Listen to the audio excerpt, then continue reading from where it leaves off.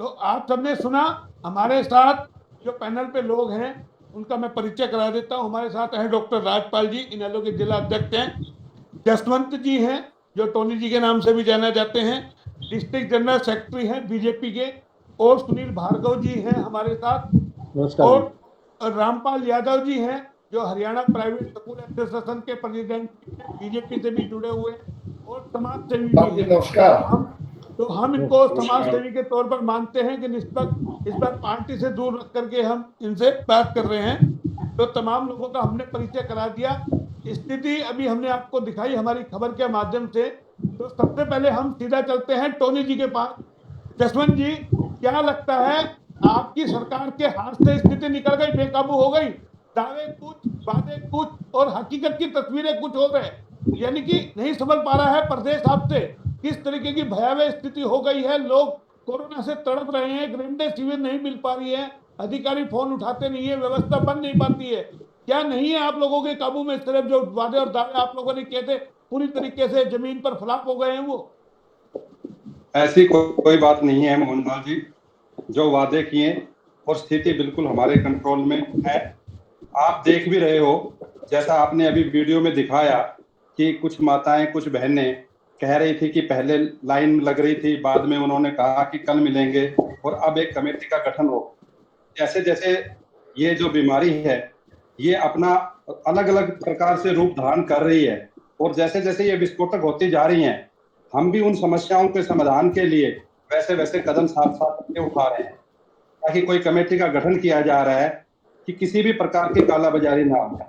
आप देख रहे हो प्रशासन द्वारा 3 से 4 कमेटियों का गठन किया है, जो सिर्फ और सिर्फ मेडिकल इंस्टीट्यूट के जितने भी डॉक्टर्स हैं, इन पे, हॉस्पिटल्स पे, दवाइयों पे और इनसे रिलेटेड जितने भी पार्ट्स हैं, चाहे वो ऑक्सीमीटर हो, चाहे कुछ भी हो, इनके रेट को निर्धारण से लेके दवाइयों की उपलब्धता पे लेके सब पर प्रशासन पूरी नजर रख रहा है और सरकार इस पे पूरा ध्यान दे रही है। नहीं, आप कह रहे ध्यान दे रहे, आप कह रहे ध्यान दे रहे, फिर कह रहे हैं सिर्फ आप कमेटियों का गठन कर रहे हैं, इधर से उधर दौड़ रहे हैं।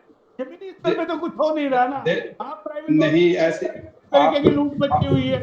ये देखिए, यानी कि एक कंट्री का 50-50 हॉस्पिटल मजबूर हो गए। मोहनलाल जी, सरकार ने इसके ऊपर भी पाबंदी लगा दी है। आप देख रहे होंगे कि जो लूट खसूट किसी भी हॉस्पिटल में कोई मचाई है, उसके बाद हमने रेट फिक्स कर दिए हैं हर चीज के कि आईसीयू बेड का कितना पैसा। मान कौन रहा है? क्यों नहीं मान रहे? कोई एक कार्रवाई बताइए आप लोगों ने। अभी किसी की कोई कंप्लेंट आएगी तभी तो कार्रवाई होगी। किसी ने कोई कंप्लेंट का ये दिखा रहे हैं, ये कंप्लेंट है। ये कौन कंप्लेंट देने आएगा? आपको लिख करके देने आएगा कोई? राजपाल जी, किसी हॉस्पिटल के राजपाल जी हमारे किसी पेशेंट ने किसी हॉस्पिटल वाले के खिलाफ कोई कंप्लेंट की हो तो बताइए। देखिए ये चीजें नहीं है। राजपाल जी, बस राजपाल जी, किस तरीके से देखते हैं आप लोग? सरकार जो दावे करती है वो जमीनी स्तर पे कहीं हल हो रहे हैं, कहीं ये सिर्फ हवाबाजी है सिर्फ?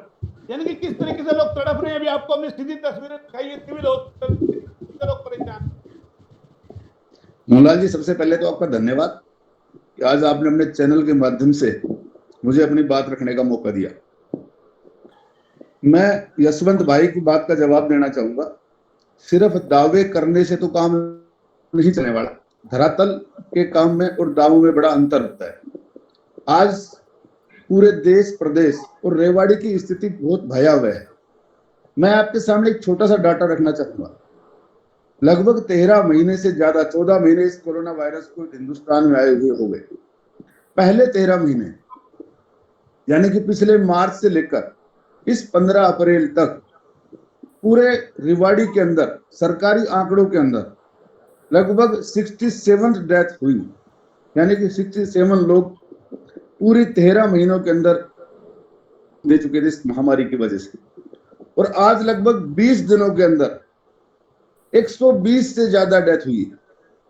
ये आंकड़े बता रहे हैं, ये सरकार के आंकड़े, ये मेरे आंकड़े नहीं है। ये आपके माध्यम से जो रोज जानने को मिलता है वो आंकड़े हैं। अगर प्रशासन और शासन चुस्त दुरुस्त होता तो ये आंकड़े आज यहां तक नहीं पहुंचते। मैं एक बात कहना चाहूंगा मेरे भाई से कि जब हम किसी अच्छे काम की वाहवाही लूटना जानते हैं, तो जब कुछ काम ठीक नहीं हो रहा हो, यानी कि हम शासन और प्रशासन सही काम नहीं कर रहा हो, तो हमारी नैतिक जिम्मेवारी का उसकी भी जिम्मेवारी नहीं।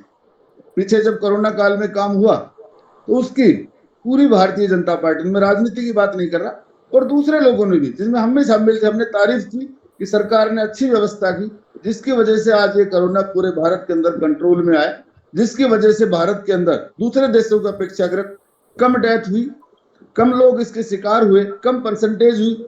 और आज राजपाल जी बात ये है जो मौजूदा व्यवस्था है, हम मौजूदा व्यवस्था बात कर, पहले क्या हुआ वो 13 महीने तो निकाल दिए ना आप लोगों ने, किसी ने कोई कार्रवाई की नहीं, यानी कि हम, यानी कि जब मौका था जब हमने किया नहीं और हम सोच रहे हैं कि ये कर देंगे, 13 महीने खराब हो गया। रामपाल जी आप हमारे साथ हैं, समझ पा रहे हैं पूरी स्थिति को, अभी आपको खबर दिखाई किस तरीके से, जो आप जानना चाहते थे कि ऐसा नहीं है, बार बार आप जब डिबेट में बैठते हैं, अब तो आपको वास्तविक स्थिति हमने दिखा दी सिविल हॉस्पिटल की, इस तरीके से देखते हैं। रामपाल जी। मोहनलाल जी नमस्कार। आप मोहनलाल जी, आपकी आवाज नेटवर्क की प्रॉब्लम आ रही है जी, आपकी आवाज कट कट के आ रही है जी आप कंटिन्यू रहिए, आपकी आवाज आ रही है हमारे पास। मोहनलाल जी देखिए, मैं आपके चैनल के माध्यम से सभी दर्शकों को ये कहना चाहूंगा कि ये वैश्विक महामारी है,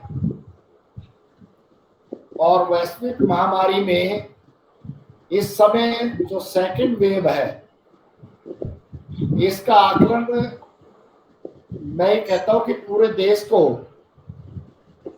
इस प्रकार का महसूस नहीं था कि इस प्रकार की जो है ये स्ट्रेन है और इतना घातक होगा। और अब ये पिछले 7 दिन से आपने देखा होगा कि पूरे देश में, विशेष तौर से आपके रेवाड़ी में और हरियाणा प्रदेश की अगर बात करते हैं, तो इस समय कंट्रोल स्थिति जो है कंट्रोल में है, और उसका जहां तक एम्बुलेंस का सवाल है, दवाइयों का सवाल है, इस समय मारामारी नहीं है। एक दो जरूर होंगे पेशेंट जिनके परिजन जो है वो आकर के कहीं ना कहीं लाइन में लग रहे होंगे, उनको समय पर नहीं मिल रहा होगा, लेकिन इस समय हम ये कह सकते हैं कि हरियाणा में जो स्थिति है वह कंट्रोल में है। सरकार ने अपने स्तर पर, माननीय मुख्यमंत्री जी ने भी प्रत्येक जिला स्तर पर, हेडक्वार्टर पर जाकर के स्वयं मीटिंग ली है, और जो जो कई बारीकी खामियां मिली है जो उनकी जानकारी में आई है, कई एम्बुलेंस की व्यवस्था है, कई चार्जिंग ज्यादा है, कई रेमडेसिविर के इंजेक्शन उपलब्ध नहीं है, कई वेंटिलेटर की कमी है, तो सरकार ने और प्रशासन ने पिछले 5-6 दिन से लगातार जो है पूरी की पूरी जो कोरोना की जो टीम है वो पूरी मैदान के अंदर है। नहीं, खाली मैदान, क्योंकि पेशेंट की संख्या देखिए, रामपाल जी वास्तु स्थिति से अवगत नहीं है, नहीं ऐसा। भार्गव साहब, आप खुद, भार्गव साहब आप सुन पा रहे हैं मुझे? बिल्कुल सुन पा रहा हूं, आवाज मेरे तक कट रही है। आप रामपाल जी कह रहे हैं कि मैं वही मोहनलाल जी आपकी आवाज मेरे तक कट रही है। आज आपके पास, रामपाल जी आपके पास। हाँ जी, हाँ जी, आज आपके चैनल से लोग लाइव दे रहे हैं कि रेमडेसिविर नहीं है, हाहाकार मचा हुआ है, इससे बड़ा और लोगों के साथ कितना बड़ा अन्याय करेंगे ये। अगर देश के अंदर जिस दवाई की हमें जरूरत है वो दवाई अगर उपलब्ध नहीं है, वो लोगों को पैसे देके भी नहीं मिल रही, तो ये इससे बड़ा और देश के अंदर कितना बड़ा विकट और किस समस्या आएगी। और है जी जी जी जी नहीं, आप कंटिन्यू भार्गव। और जो आपने देखा ये अभी है ना, जसवंत जी ने कहा, भाई ने, कि भाई हमारे पास कोई शिकायत देने आए। शिकायत आप लाइव देखिए ना, ये शिकायत नहीं है तो और क्या है? ये आपके पास शिकायत देने आए या अपने परिवार और बच्चों को बचाए? नहीं, वो शिकायत मान ही दे रहे हैं, वो तो ये लगता है कि मीडिया बनावटी खबरें लेकर तैयार है। अगर ये बनावटी खबरें हैं तो लाइव क्या होगा? अगर ये, वही तो हम कह रहे हैं ना, प्रत्यक्ष प्रमाण की आवश्यकता नहीं है, जब तक ये मानने को तैयार नहीं है कि हमको सबूत लेना चाहिए। आप कहते हमारे इतने बड़े कार्यकर्ता क्यों नहीं हॉस्पिटल के बाहर खड़े होते? राजपाल जी एक मिनट, आपके पास। राजपाल जी आपने सुना रामपाल जी को भी किस तरीके से वो बता रहे, सब कुछ सही है, यानी कि वो जाहिर है, देखिए मुझे जहां तक लगता है रामपाल जी को, वो पार्टी से जुड़े हुए हैं, लेकिन वो तो पक्ष ले रहे हैं सीधा सीधा तौर पे, हमें समाज सेवी के तौर पे निष्पक्ष बात करनी चाहिए। मोहनलाल जी, मुझे जहां तक लग रहा है रामपाल जी को सटीक जानकारी नहीं है। रेवाड़ी के हालात बद से बदतर हैं। बात सिर्फ रेमेडी शिविर की नहीं है, बात ऑक्सीजन की है। 99 कमरा इन्होंने कहा कि ऑक्सीजन वहां से मिलेगा, लोग सुबह से शाम तक धक्के खा रहे हैं, ऑक्सीजन नहीं मिल रही है। मेरा तो ये कहना है कि भारत जैसे देश में, ऑक्सीजन प्रधान देश में ऑक्सीजन की कमी होना, सांसों की कमी से लोगों का मरना, इससे बड़ी बात कोई भी नहीं हो सकती। मोहनलाल जी, आज आज बहुत दुख का समय है। हमें नहीं लगता कि हम एक दूसरे के ऊपर आरोप प्रत्यारोप लगाएं, लेकिन मेरा तो ये कहना है कि आज व्यवस्था कौन करेगा। आज व्यवस्था में अग्रणी भूमिका सरकार की होगी, सरकार चुने हुए प्रतिनिधियों की होगी, या फिर कहीं ना कहीं शासन की होगी। और शासन को निर्देशित करने के लिए, प्रशासन को निर्देशित करने के लिए भी सरकार की जरूरत है। आज इसकी व्यवस्था सरकार को करनी होगी। किसी भी तरीके से सरकार आज स्थिति को कंट्रोल करने के लिए हाथ बढ़ाए। समाज सेवी संस्थाएं आज भी इनके साथ खड़ी हैं, लोग आज भी इनको सपोर्ट और मदद करने के लिए तैयार खड़े हैं। लेकिन आज व्यवस्था ऐसी हो गई है कि आज की व्यवस्था में कोई कुछ कर नहीं पा रहा। पहल तो सरकार को करनी पड़ेगी ना। जसवंत जी कुछ कहना चाह रहे हैं। जसवंत जी देखिए, आपके पास आ गया मैं, पहल तो आप लोगों को करनी पड़ेगी। आप कुछ करिए तो सही, आप करते तो कुछ है नहीं, और कहते सत्ता पक्ष का विरोध कर रहे हैं, विपक्ष साथ नहीं दे रहा है। आप कुछ कीजिए, विपक्ष आपके साथ खड़ा है, आप जमीनी स्तर पे। मोहनलाल जी, मैं भाई साहब राजपाल जी को और सुनील भार्गव जी को बताना चाहता हूं आपके चैनल के माध्यम से कि जैसे ही कोरोना की दूसरी लहर स्टार्ट हुई, भारतीय जनता पार्टी ने पूरे प्रदेश में आदरणीय ओम प्रकाश धनखड़ जी प्रदेश अध्यक्ष जी के नेतृत्व में एक हेल्पलाइन नंबर स्टार्ट किया। आपके जिले में भी हमने 2 हेल्पलाइन नंबर दिए। हमारे दोनों मोर्चे, युवा मोर्चा और किसान मोर्चा, लोगों की सहायता के लिए हेल्प डेस्क लगवा रहे थे। हम वैक्सीन लगवाने के लिए हमने लोगों को घरों से बाहर निकाला, उनको प्रेरित किया, और जो कुछ लोग इस वैक्सीन के लिए भ्रमित कर रहे थे लोगों, उनका भ्रम दूर किया। इसमें हमने यहाँ के डॉक्टरों का सहायता लिया, संस्थाओं का सहायता लिया। क्यों नहीं कर रही भारतीय जनता पार्टी का एक एक कार्यकर्ता इस समय लोगों के साथ जुड़ा हुआ है। जहां तक बात भाई कह रहे थे कि इस समय ऑक्सीजन की कमी है, निश्चित तौर पे हो सकती है कुछ टाइम के लिए हुई हो, क्योंकि एक साथ बहुत बड़ा ये महामारी ने अपना रूप धारण कर लिया था। लेकिन आज के टाइम सब चीजें वो कंट्रोल में है। प्रशासन पूर्ण रूप से प्रदेश सरकार की देखरेख में जो कमेटियां गठन हुई हैं उनके नेतृत्व में काम कर रहे हैं। आप देख रहे होंगे कि ऑक्सीजन सिलेंडर के ऊपर भी, ऑक्सीजन सिलेंडर के लिए चाहिए वो 99 नंबर रूम के ऊपर आप वहां पर जाके ऑक्सीजन के लिए प्रॉपर पेपर, अपना आधार कार्ड ये ले जाएं तो आपको मिलेगी। हमने काला बाजारी बंद की है, हमने काला बाजारी बंद की है हमने। जसवंत जी यही हम दिखा रहे हैं। अभी आपको लोगों का इंटरव्यू दिखाया किस तरीके से 99 में वो धक्के खा रहे हैं। कहाँ मिल रहा है उनको ऑक्सीजन? ऐसा है कि आप ही बताइए, ऑक्सीजन सिलेंडर हो या इंजेक्शन हो, आपको इसीलिए सिविल सर्जन का तबादला करना पड़ा। ये दिखाइए, आप बताइए। देखिए हॉस्पिटल में क्या स्थिति तबादला करना ये नहीं तबादला करना ये प्रशासनिक गतिविधियां हैं, ये तो चलता रहता है। ट्रांसफर होना ये तो देखिए 7 लोगों को जान गंवानी पड़ी। भार्गव साहब खुद आपका पेशेंट था, आपके धक्के खा रहे थे, आपको कोई सुविधा मिली? आपकी सासू माँ बीमार थी, आपने मुझसे मदद मांगी, मदद मांगी, कहीं से हम आपकी मदद कर पाए? कोई फोन उठा आपका? भार्गव साहब सीधा आपके बता रहा हूँ। मैं आपको ये बताता हूं कि यहाँ पर आप ये कहते हो भाई गरीब आदमी के लिए हम ये पैसा देंगे। मैं कहता हूँ अमीर आदमी या मध्य वर्ग का आदमी अपनी जान बचाने के लिए अपने घर बार बेचकर अपनी पोटरी पे पैसे के लिए फिर रहा है। कहीं ऑक्सीजन नहीं है, कहीं बेड नहीं है, कहीं वेंटिलेटर नहीं है। अगर यहाँ पर प्राइवेट हॉस्पिटल में अगर जाते हैं तो 20-20, 30-30 हजार, 40-40 हजार रुपए रोज का बिल है। ये कहां पर ये कहते हैं कि हमने रेट फिक्स कर दिए। रेट फिक्स बिल्कुल कर दिए इन्होंने, अखबारी में करे हैं, धरातल पे नहीं हुए। अगर कोई करो, भार्गव साहब आता हूं आपके पास। भार्गव साहब धरातल पे हुए हैं। आप मेरे को बता दो ना, आप मुझे ये दिखा दो कि अखबार में अगर एक भी, अगर प्राइवेट हॉस्पिटल का अगर एक भी डॉक्टर, भार्गव साहब कौन से हॉस्पिटल में बाहर लिस्ट नहीं लगी हुई? सर मेरी बात सुन लो। प्राइवेट अगर आपने अगर आपने प्राइवेट हॉस्पिटल में ये कह दिया कि मैं रेट सरकार के अनुसार दूंगा, तो आपको बेड ही नहीं मिलेगा, बेड नहीं मिलेगा। बेड वो अवेलेबल होगा तो जरूर मिलेगा। निजी अस्पताल इतना लूट मचा रहे हैं जितनी किसी की कोई हद नहीं है, कोई लगाम नहीं है। उस लूट पे ही तो लगाम लगाई है सरकार ने। सर उस लूट पे ही बिल्कुल लगाम लगाई है। कहीं भी कोई लगाम नहीं है, कहने से लगाम नहीं लग जाती। सर अगर ये लगाम लगाई होती, अगर ये लगाम लगाई होती तो ये हाहाकार नहीं मचता। जसवंत जी चलिए, आप बात को समझो। मैं ये नहीं कह रहा कि आज सरकार आपकी मैं ये कह रहा हूँ, हम बात को समझ के और समस्या का निदान कर रहे हैं। तो यशवंत जी, ये समय राजनीति करने का नहीं है। आप समझिए, ये सरकार हमारी भी है, ये नहीं है। मैं जो प्रैक्टिकल का है वो बोलना चाह रहा हूँ। आप मानो, इसको बात को एक्सेप्ट करो। ऑक्सीजन नहीं है, बेड नहीं है, पैसे मैं जो बात मानने की है वो मान रहा हूँ। मानो एम्बुलेंस वाला ज्यादा चार्ज कर रहा है, क्यों? एम्बुलेंस का चार्ज फिक्स कर दिया। आपने रेट फिक्स कर दिए, आपने रेट फिक्स कर दिए। क्या कोई इसको मानने को तैयार है? क्या आपने सिविल हॉस्पिटल की हालत देखी? उन्होंने अपने चैनल के माध्यम से दिखाई। लोग तड़प रहे हैं। वो मेरा भाई भी हो सकता है, मेरा बच्चा भी हो सकता है, मेरे रिश्तेदार भी हो सकता है। हम सबका परिवार है ये।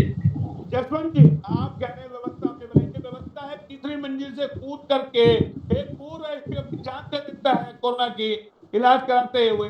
आप कहाँ व्यवस्था की बात कर रहे हैं? कोई व्यवस्था देखो उनके पीछे क्या कारण रहे हैं वो तो अलग बात है। उनके बेटे का बयान आया था कि कोई मानसिक रूप से परेशान थे, ऐसा कुछ मैंने सुना है।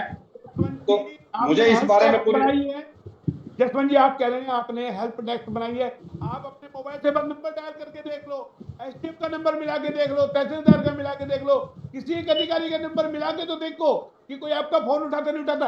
नहीं तो मैं मिलाता हूँ अभी, अगर कोई फोन उठा ले तो। कोई एक डॉक्टर का फोन मिला के दिखाएं आपको, कोई उठा ले तो।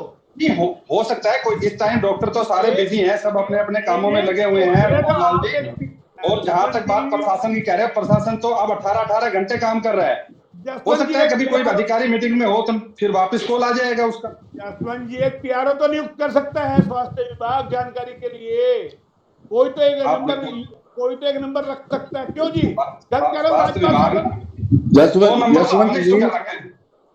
यशवंत जी 4 दिन पहले जिले के अंदर चीफ मिनिस्टर साहब आए।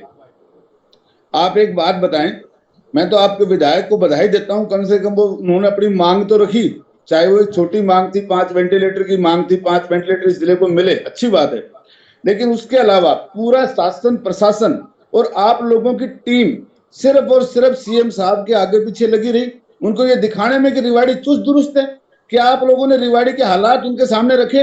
आज आप कह रहे हैं हालात ठीक हो गए, आपको हालात ठीक नजर आ रहे हैं। एक बार आप हॉस्पिटल्स का चक्कर लगाकर आइए यशवंत जी। 21 कोविड हॉस्पिटल है इस जिले में। आप इस जिले में हॉस्पिटल्स का एक एक चक्कर सब में लगाकर आइए आज शाम तक, और आप वहां जाकर हालात देखिए, हालात क्या है। आप कह रहे हैं ठीक है, कहने से मैं प्रतिदिन 2 बार सुबह और शाम दोनों दिन जसवंत जी 3 हॉस्पिटलों में, आज सुबह से भी मैं 8 हॉस्पिटलों में जाके आ चुका हूँ। उनके हालात आपके सामने हैं, उनमें क्या हालात आपको नजर आती है तो मैं उसको कोशिश करता हूँ।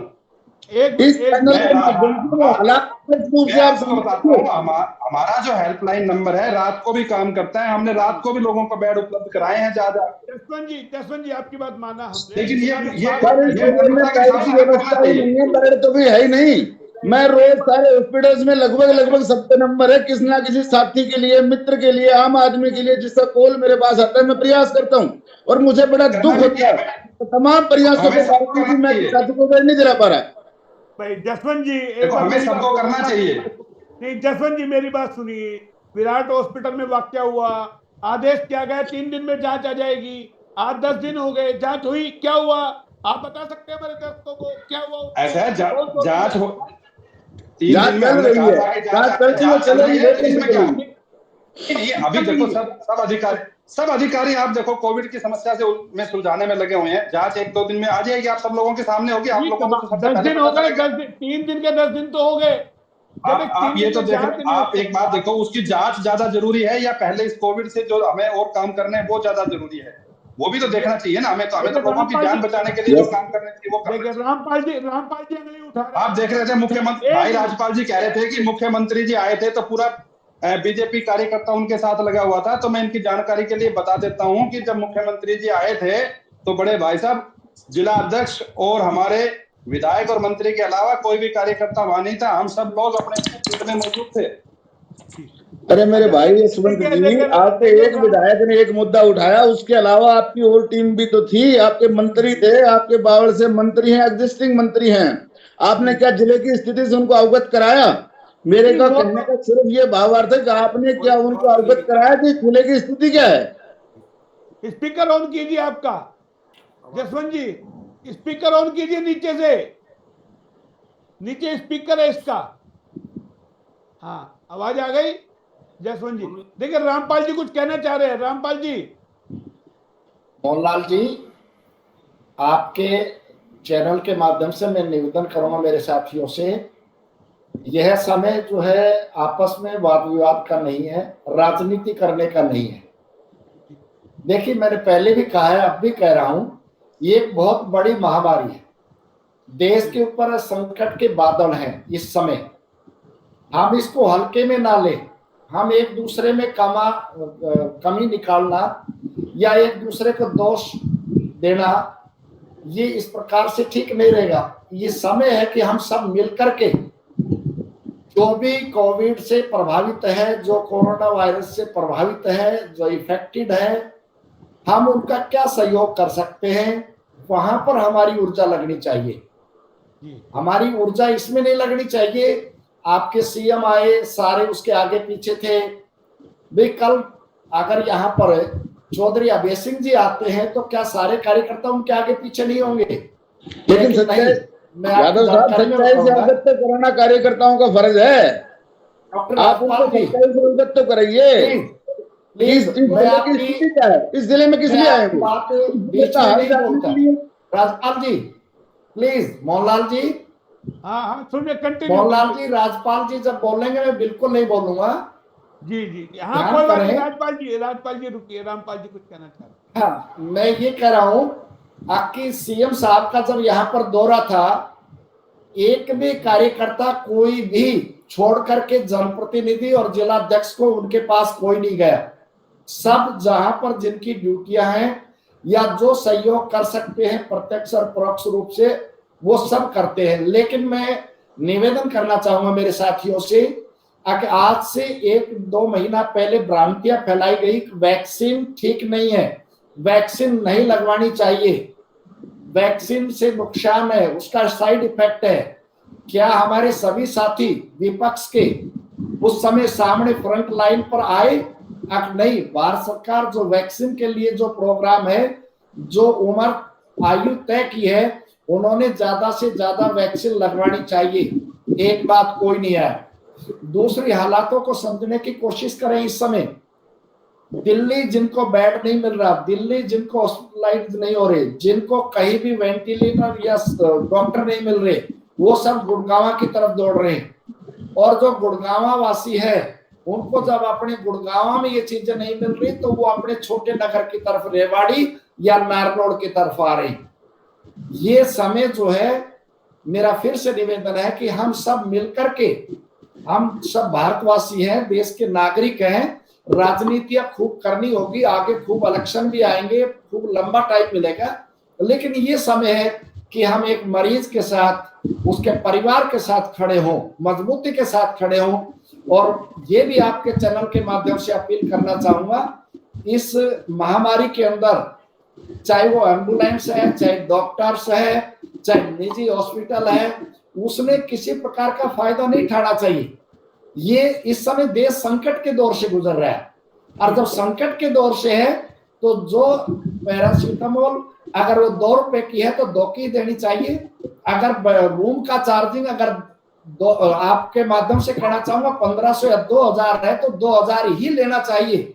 लेकिन मोहनलाल जी, शासन और प्रशासन ये नहीं है कि एक एक डॉक्टर के पास वो जाएं, उन्होंने सारी स्थिति को कंट्रोल करना है इस समय पूरे हरियाणा में।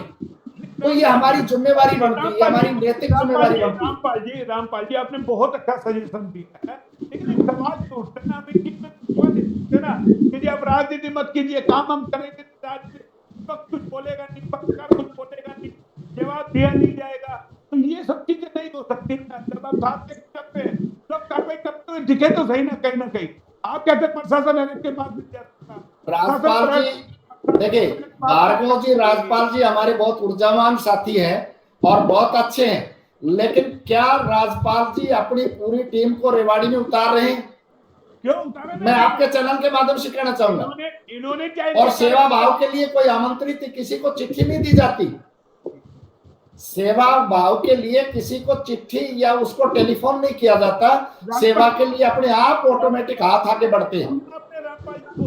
आपने उंगली उठा रहे हैं। मैं सुन रहा हूँ रामपाल जी को। मैं रामपाल जी को बताना चाहूंगा कि ये मेरी बात पूरी होने दीजिए, मेरी बात पूरी होने दीजिए। करिए आप पिछले देखिए, सही आकलन आज वैज्ञानिक भी आपके चैनल के माध्यम से सारा जो है राष्ट्रीय स्तर का मीडिया जो है इस बात को बहुत तेजी के साथ खबर फैला रहा कि आने वाली तीसरी लहर 15 गुना घातक होगी। क्या चैनलों के, क्या उन पे बैठने वाले स्टूडियो में उनका दायित्व नहीं है कि हम इस प्रकार का भय और खौफ पैदा ना करें पब्लिक में? तो क्यों नहीं रोकती सरकार? नहीं सरकार क्यों नहीं मोहनलाल जी, देखिए मोहनलाल जी, ना करके मैं कह रहा हूं अगर हमारा मनोबल होगा, आत्मिक बल होगा, तो हम इस कोरोना वायरस से जरूर लड़ पाएंगे और इस जंग को जीतेंगे, लेकिन डर और भय से नहीं। साथ में ये भी तो आ रहा है ना, ये सब 5 टेस्टिंग जो हो रही है उसकी वजह से फैल रहा है सारा। तो क्यों नहीं 5 टेस्टिंग को रोकते आप? रामपाल जी आपने अपनी बात कही, राजपाल जी के पास चलते। राजपाल जी सुना आपने, आपको कोई निमंत्रण देने नहीं आएगा। मैंने रामपाल जी को सुना, और मैं रामपाल जी की जानकारी के लिए बताना चाहूंगा, हमारे बहुत वरिष्ठ साथी हैं कि रामपाल जी जब पिछले साल जब कोविड आया मार्च में जब कोविड आया, जब तक इस कोविड का संक्रमण बहुत तेजी से रहा, मैं खुद अपनी पूरी टीम के साथ इस कोविड के नियंत्रण में जो भी मेरे से बन पाया यथाउचित मैंने उसके लिए किया। शायद आपकी जानकारी में नहीं है, मोहनलाल जी पिछली बार मोहनलाल जी की जानकारी में है क्योंकि जुड़े हुए थे उस टाइम भी, कई बार आए थे कार्यालय। और आज भी जब से कोविड आया है मैं लगातार रात को 10 से 11 बजे तक, यूं कह लीजिए शायद रात को मैं पहले फोन 11-12 बजे के बाद ऑफ करके सोना पड़ता था, लेकिन आज ये हालात है कि मैं 24 घंटे अपना फोन ऑन रख रहा हूं, और जैसी यथासंभव मदद मेरे से या मेरे किसी साथी से, मेरी टीम से हो रही है, और मैंने सारी टीम की जिम्मेवारी भी लगाई हुई, चाहे वो प्लाज्मा की बात हो, चाहे वो किसी को बेड और ऑक्सीजन अवेलेबल कराने की बात हो, चाहे वो हॉस्पिटल में जिसका जैसा सर्कल है उसकी बात हो, उसके लिए हम पूरे भरसक प्रयास कर रहे हैं। और साथ ही साथ मैं आपको एक बात बताना चाहूंगा कि आप दलगत राजनीति की बात ना करें, आज टाइम राजनीति का नहीं है। तो सबसे पहले अगर इस कोरोना काल में किसी ने मदद शुरू की, हॉस्पिटल की बात भी करें, तो चौधरी अभय सिंह चौटाला जी ने की। उन्होंने 2 हॉस्पिटल बनवाए, 2 बॉर्डर के ऊपर। इसके अलावा उन्होंने चौधरी देवीलाल का जो मेडिकल कॉलेज है चौधरी देवीलाल जी के नाम से सिरसा में, उसको भी हॉस्पिटल के लिए बनवाया उन्होंने। आज आप सिर्फ कहने के लिए कह रहे हैं, काम नहीं करा। विपक्ष तो आपका साथ देने के लिए तैयार है, क्योंकि विपक्ष इस भावना से साथ नहीं दे रहा, विपक्ष इंसानियत के नाते साथ दे रहा है। आज हम सबको एक दूसरे की जरूरत है, आज हमें जरूरत है साथ लगकर इस कोरोना महामारी से लड़ने की, आज हमें जरूरत है लोगों की मदद करने की। और मेरा तो मोहनलाल जी आम जन से भी अनुरोध है कि सरकार के भरोसे ना बैठें, हर आदमी आज अपनी मदद खुद करे। सबसे पहले इस लड़ाई के अंदर अपना अपना सहयोग दे। बिल्कुल आपने अपनी बात कही, आपने अपनी बात कही। देखिए जसवंत जी हमारे साथ जुड़ चुके हैं, बार बार अंगली उठा रहे हैं, फिर भार्गव साहब के पास जाऊंगा। जसवंत जी आप दोबारा जुड़ गए, नेटवर्क कट गया था आपका, लेकिन तमाम बातें आपने सुनी। क्या लगता है इस वक्त आप लोगों का फर्ज बनता है, जमीनी स्तर पे काम होना चाहिए, सिर्फ खाना पूर्ति नहीं, सिर्फ फोन किसी का मिल नहीं रहा, अधिकारी को किसी का जवाब दे नहीं रहा, हॉस्पिटल में लोग धक्के खा रहे हैं, क्या इससे को निपटा जाएगा? 1 दिन 2 दिन 3 दिन में कुछ आप समय लेंगे? मैं आपको बताना चाह रहा हूँ, एक तो आप अभी मेरे को आवाज मेरी कट गई थी, चैनल से मैं जुड़ नहीं पा रहा था, तो मैं थोड़ा लास्ट में मैंने सुना कि 5G टेस्टिंग बंद क्यों नहीं कर देते हो। तो क्या ये 5G अमेरिका में, ब्रिटेन में, फ्रांस में कहीं पे ऐसी कोई प्रॉब्लम आ रही है? तो कोरोना वायरस है, इसका 5G से एक तो कोई रिलेशन नहीं है। ये इस प्रकार की हमें बातें नहीं करनी चाहिए। हमें अपनी जानकारी को इस प्रकार से दुरुस्त रखना चाहिए कि 5G से और कोरोना का दोनों बिल्कुल अलग अलग चीजें, इनका कहीं कोई मेल नहीं। आप कह रहे हो कि जमीनी स्तर पे काम होना चाहिए, बिल्कुल ठीक बात है, मैं सहमत हूँ मोहनलाल जी आपसे भी और भाई राजपाल जी से भी कि जमीनी स्तर पे ही काम होना चाहिए और हमें मिलकर करना चाहिए। ये आज हर व्यक्ति का दायित्व है। हम सब लोग राजनीतिक लोग तो हैं ही हैं, इसके साथ साथ हम सब लोग सामाजिक लोग भी हैं, तो हमारा दायित्व बनता है कि हमें भी काम करना चाहिए। और अधिकारी गणों को हम किस प्रकार से काम करवा रहे हैं और हम किस प्रकार से हमें काम करना चाहिए, ये सब चीज आप देख रहे हो कि किस प्रकार से हमने सीएमओ के साथ ट्रांसफर करके दूसरा सीएमओ और साथ में लगाए हैं, अधिकारियों की कमेटी बिठाई है, पूरे प्रदेश में आईएएस अफसर एक एक हमने डिप्यूट किए हैं। ये सब काम क्या हो रहे हैं? धरातल पे ही काम हो रहे हैं। ऑक्सीजन सिलेंडर की संख्या बढ़ाई जा रही है, ऑक्सीजन की मात्रा बढ़ाई जा रही है, तो और क्या जितने हमारे आपको लगता है प्राइवेट हॉस्पिटल हमने कंट्रोल किया है। प्राइवेट हॉस्पिटलों पे छापामारी होनी चाहिए कि वहाँ जो पेशेंट है कोरोना के कितना पैसा दिया जा रहा है, कार्रवाई सामने आ जाएगी। करो ना आप 2-4-5 हॉस्पिटलों पे कार्रवाई, अपने आप ठीक हो जाएंगे। रात के हमारे पास फोन है, आपको नाम कोड कर देता हूँ। प्रेमनाथ खेरा जी ने मुझे नंबर दिया दिल्ली के, वो बता रहे मैं हॉस्पिटल बल्कि 50,000 रुपए रोज उससे लिए जा रहे हैं, ना वो ICU है ना वेंटिलेटर, 50,000 लिए जा रहे हैं। बताइए, वो अपने पेशेंट को वहां से शिफ्ट करवा करके लेकर दिल्ली पे नियमों का पालन नहीं करेगा तो निश्चित तौर पे प्रशासन उसके ऊपर कार्रवाई करेगा। सब चीजें क्यों नहीं होती कार्रवाई? सब तो ना प्रशासन करे ना कार्रवाई, चलाना आप जब काट सकते हो आपको तो हॉस्पिटल के खिलाफ क्यों नहीं कार्रवाई करते? भार्गव साहब कुछ कहना चाह रहे? भार्गव साहब, मैं आपको ये बताता हूं कि अगर निजी हॉस्पिटल अगर ज्यादा चार्जेस करते हैं कि एक हॉस्पिटल के खिलाफ कार्रवाई करवा दीजिए, मैं ये वादा करता हूं कि अपने आप सारे हॉस्पिटल सुधर जाए। मैं आपसे अनुरोध करता हूं कि एक हॉस्पिटल पे कार्रवाई करवा दीजिए। अगर गलत वो हॉस्पिटल एक पैसे चार्जेस ज्यादा ले रहा है, आप वहां पर मौके पे जाइए। कोई अधिकारी बिल्कुल यदि कोई हॉस्पिटल ज्यादा चार्जेस दे रहा है तो उसकी कंप्लेंट करिए, उस पर कार्रवाई होगी। सर कंप्लेंट मैं ये चाहता हूं कि आपने जो अधिकारी नियुक्त किए हुए हैं वो मौके पर चुपचाप जाए, वहां जो हॉस्पिटल में एडमिट है उनसे पूछ लीजिए, पता चल जाएगा। दूध का दूध पानी का पानी हो जाएगा। जो बेचारे जिनके आदमी एडमिट है वो जिनको बेड नहीं मिल रहा वो पहले ही दुखी है। वो अब न्याय के लिए जाएंगे या अपने परिवार को बचाएंगे या बच्चे को बचाएंगे? तो मेरे कहने का हाथ जोड़ के प्रार्थना है आप लोगों से, आप सर मेरी प्लीज मेरी बात सुनिए। मैंने ये कहा था, मैंने से एक मिनट, मैंने ये कहा था कि भाई जो विराट हॉस्पिटल में घटना हुई, अगर उसका रिजल्ट आ जाता, चाहे वो है ना निजी अस्पताल के वाले का दोस्त था या प्रशासन का दोस्त था, ये निजी अस्पताल वाले का दोस्त था, ये प्रशासन का दोस्त था, दूध का दूध पानी का पानी हो जाता। अगर एक आदमी में भी कार्रवाई हो जाती तो टेरर बहुत बड़ी चीज है। दहशत अगर प्राइवेट हॉस्पिटल इलाज कर रहे हैं लेकिन इलाज के नाम पर कसाईपना, यानी कि आपको बताएं बिल्कुल सही बात है, पैसों की भूख जो उनकी जगी है, क्या पैसा छाती में धर के ले जाएंगे? आपको मैं बताता हूं कि हॉस्पिटल वाले सर, प्राइवेट हॉस्पिटल वाले रसीद काट रहे हैं।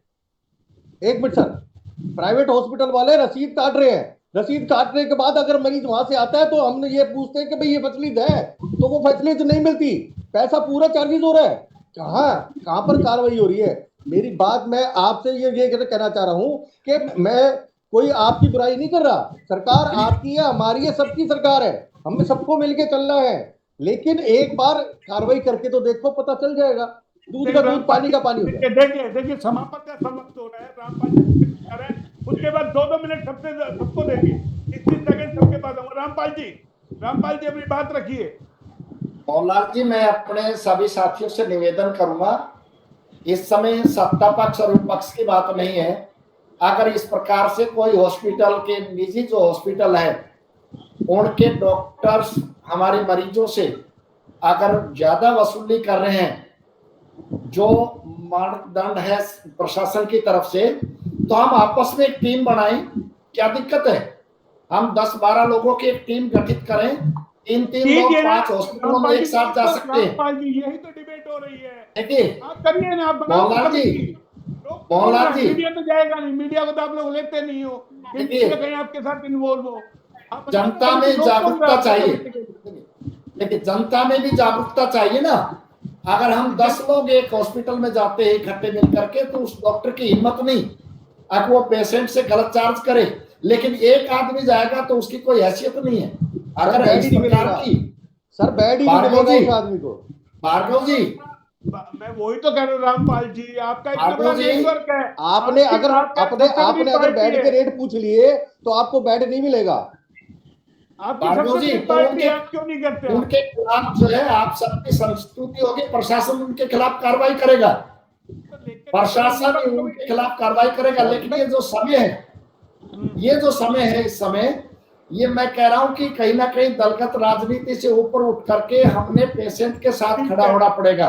ठीक है, आपने बात रखी, हम उनकी मदद में आना चाहिए इस समय। रामपाल जी आपने बात रखी। राजपाल जी, दलगत राजनीति कमेटी में आप शामिल होंगे, जाएंगे तमाम?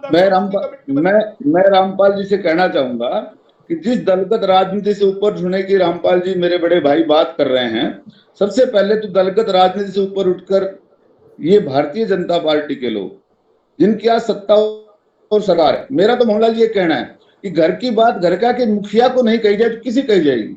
आज सरकार भारतीय जनता पार्टी की है तो ये फेल्योर भी भारतीय जनता पार्टी का दिख रहा है। ये सरकार कांग्रेस की होती तो कांग्रेस का फेल्योर दिखता, किसी और पार्टी को दूसरी पार्टी का फेल्योर दिखता। आज जिस भी सत्ता पक्ष की सरकार होगी, आज आम आदमी उसी से उम्मीद रखेगा। आज हर आदमी की जरूरत वही सत्ता पूरी करेगी। सबसे पहले तो सत्ता पक्ष के लोगों को ही चाहिए कि ये खुद दलगत राजनीति से ऊपर उठकर आम आदमी के लिए लड़ाई लड़े, प्रशासन के ऊपर लिपापोत ना करे। सिर्फ और सिर्फ बात प्रशासन के ऊपर लिपापोत की होती है।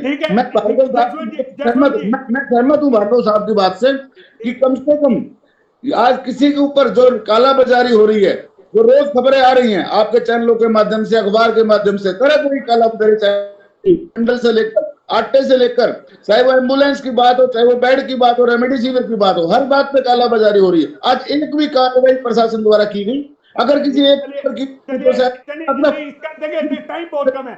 मोहनलाल जी सिर्फ एक सेकंड लेना चाहूंगा। मोहनलाल जी एक सेकंड, एक मिनट जवाब लेंगे। जसवंत जी, तमाम चीजें आपको 10 आदमी की कमेटी बनानी चाहिए। उसमें विपक्ष के लोग हों, सत्ता पक्ष के लोग हों, तमाम पत्रकार साथी भी हों, बनाओ ना 10 आदमियों की कमेटी। रामपाल जी आपको बजे दे रहे हैं, क्यों नहीं आप काम करते हैं? बताइए, कमेटी बनाओ, 2-4-5 हॉस्पिटल में कार्रवाई करो। मैं आपको अभी मैं राजपाल भाई से सुन रहा था कि सब चीजों के रेट, मैं इनकी जानकारी के लिए बता देता हूँ। वैसे भाई को पता होगा, न्यूज़पेपर के माध्यम से भी हमने छपवाया था। हर चीज के रेट फिक्स कर दिए, चाहे वो खाने की वस्तुएं हो, चाहे सामग्री हो, चाहे फल सब्जी हो, कुछ भी हो। आप देखोगे हमने सब चीजों के रेट फिक्स हो रहे, मिल कहाँ रहा है? आप उसी बात को बार बार रेमडेसिविर के रेट फिक्स हो, बेड के रेट फिक्स है, मिल कहाँ रहा है? ये वही तो हम कह रहे हैं, रेमडेसिविर दिलाओ ना लोगों को। जब रेट फिक्स कर दिए आपने 2450 रुपए का है लोगों को, ऐसी बात नहीं है। लेकिन ठीक है, महामारी है, किसी को 2 घंटे लेट हो सकता है कि कोई व्यवस्था में आने में। 3 दिन अभी भी आप पानी नहीं कह रहे हो। देखिए भार्गव साहब कुछ कहना चाह रहे थे कि टाइम हो रहा है। भार्गव साहब कुछ कहना चाह रहे हैं।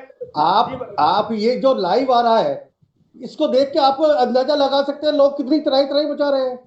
आपको कंप्लेंट करने की जरूरत नहीं है। आप इसे जो मीडिया चैनल जो साफ दिखा रहा है, एक मिनट चैनल मेरी बात सर चैनल जो दिखा रहा है, लाइव दिखा रहा है कि लोग आ रहे हैं, अपनी शिकायत कर रहे हैं, इंजेक्शन मिल नहीं रहे, ऑक्सीजन मिल नहीं रही है ना, काला बाजारी चल रही है। बस यही, ये लाइव नहीं है तो और क्या है? ये कंप्लेंट ही है।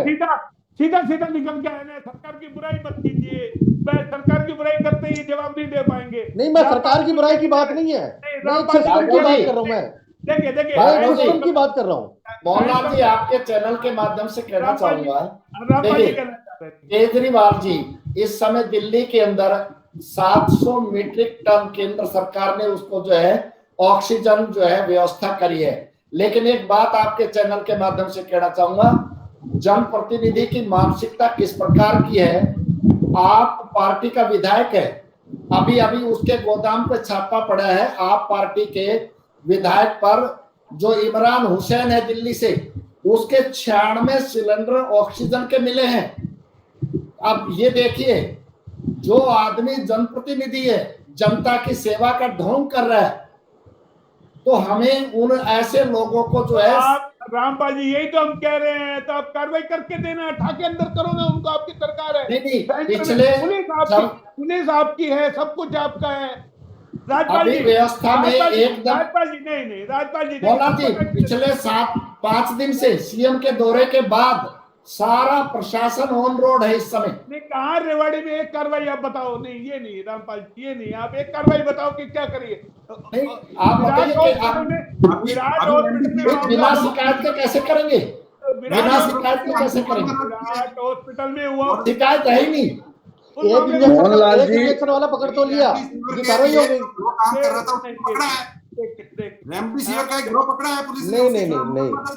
वो भी आपकी गुड़गांव वालों ने पकड़ा, गुड़गांव सीएम फ्लाइंग ने पकड़ा, रेवाड़ी तो सीएम फ्लाइंग तो आज सीएम फ्लाइंग तो है, चाहे वो चंडीगढ़ से है। अरे तो आप कार्रवाई करो ना, आप 2-4 बार कार्रवाई करो ना, मोहनलाल जी, कार्रवाई करो ना।